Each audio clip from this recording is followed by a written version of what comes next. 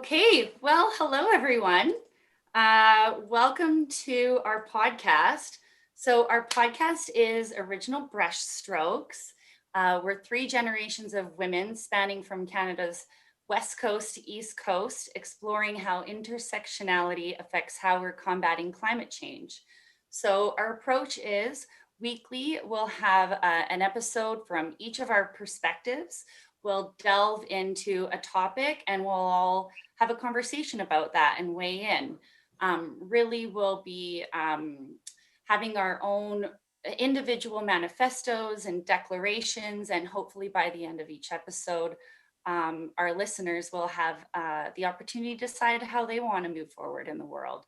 So, what we're doing here is we're just going to give a quick intro to who we are and what our podcast is all about.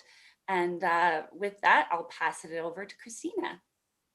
Good morning, everyone. Hi, fellow podcasters. Great to see you all. I'll be coming to you from the perspective of a Gen X. I am solid Gen X, born in 1969. Oh my goodness. And I was originally from Ottawa, Ontario, but moved to the West Coast in the early 90s and never looked back, like a lot of people.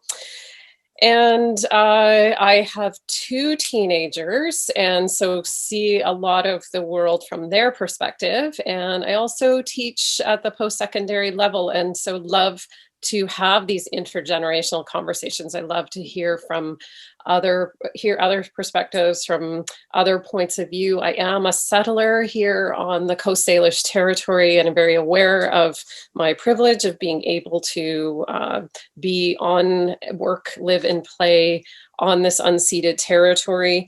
And so I'm going to be coming from the perspective of using predominantly the platform of Twitter. I like to follow politics and I like to follow journalists because that aligns well with my profession in public relations.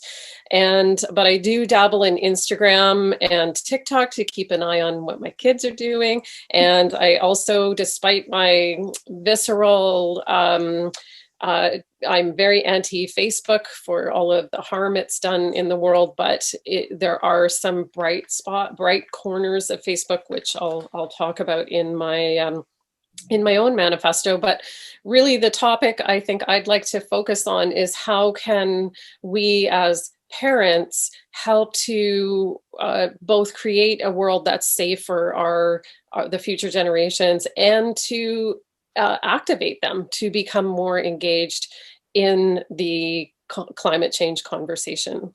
So that's it from Gen X, and I'll throw it over to Alicia. All right, thanks, Christina. So I am based in Calgary, Alberta. However, I am a West Coast girl at heart.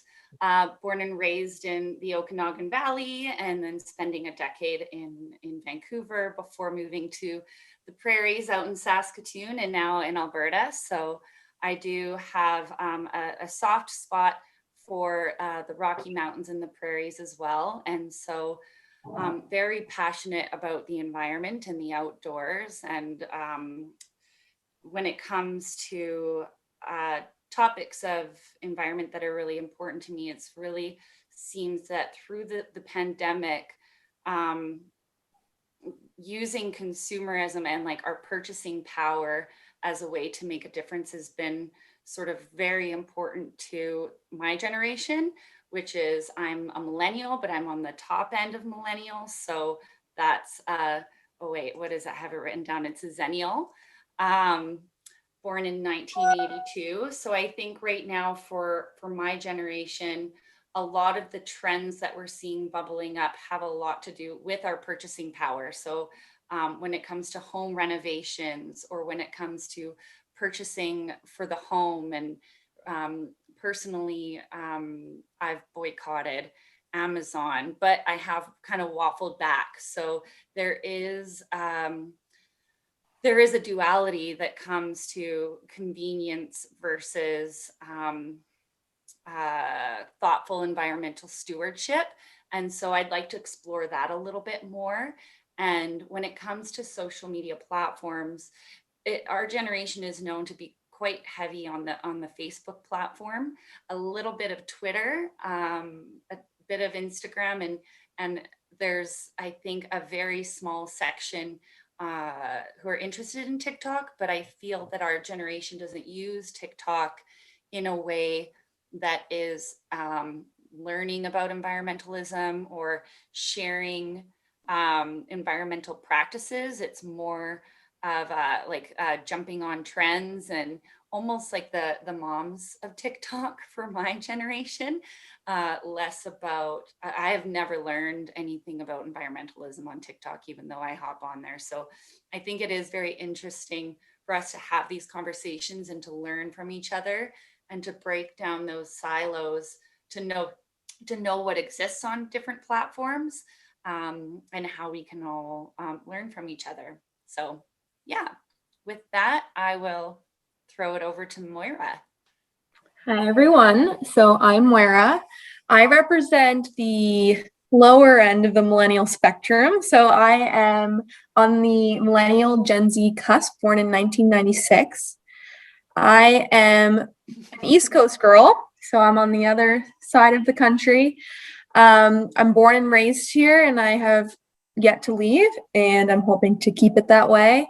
Growing up out here, I have loved spending time outdoors. It's been a big family passion. We collectively just love exploring everything that the East Coast has to offer. That really pushed me to pursue an education in environmental sciences. I did a Bachelor of Science, really just learning about environmental processes, less on environmental stewardship, which was a really interesting perspective.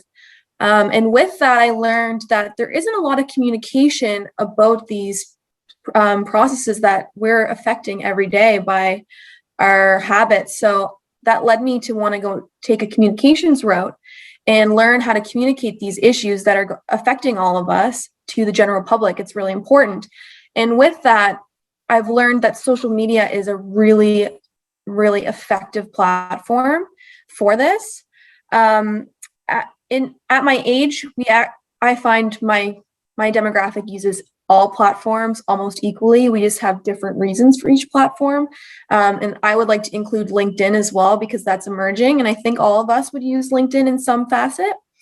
So I think communicating online is a really effective way, and to communicate with not just your peers, but also different demographics is essential, especially in environmental stewardship. I think my perspective is unique because in early childhood, I did not have social media, but as a teenager, it became just a core part of my life. So I've experienced kind of both sides of it, especially at a young age. And I've learned the extreme power of social media, which can be negative or harnessed into something positive. And I think that's really important to be conscious users of social media and to use it to affect global issues like environmental issues and to be a steward for the environment. So that's a bit about me. So I'm going to pass it on to Mallory. Hi, I'm Mallory. I'm born in 1997, so I'm approaching that cusp, but I'm on the later edge of Gen Z. I guess I was an imposter. I thought I was a millennial, but I'm right. I teeter right on that cusp.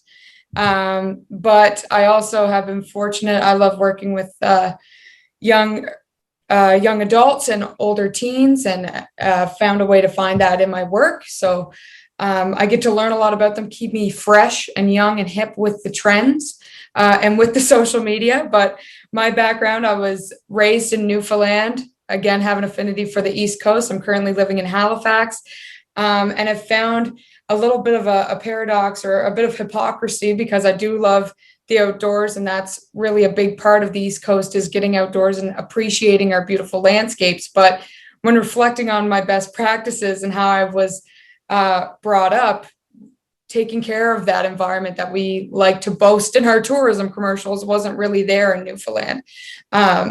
So that's what I really wanted to focus on for my section, is how these habits, whether they're habits that we make in our own particular homes, or habits that are fostered in our own cities and landscapes, and what resources are available to us and how that affects us in our lives. Personally, we didn't recycle. Our recycling habits were very dependent on the school year and fundraising. It was only seen as a way to donate to hockey teams or sports teams going on to travel, and they'd get money for the recyclables. But in the summer, when arguably you'd be using the most because they're having patio parties, it didn't make sense to keep it in your house because it'd be hot and sticky. So it just go in the trash, which reflectively, not a good practice.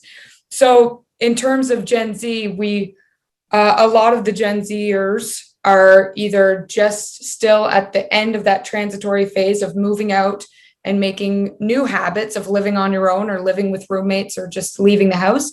And some are still confined to living at home and having that purchasing power still held by the parents.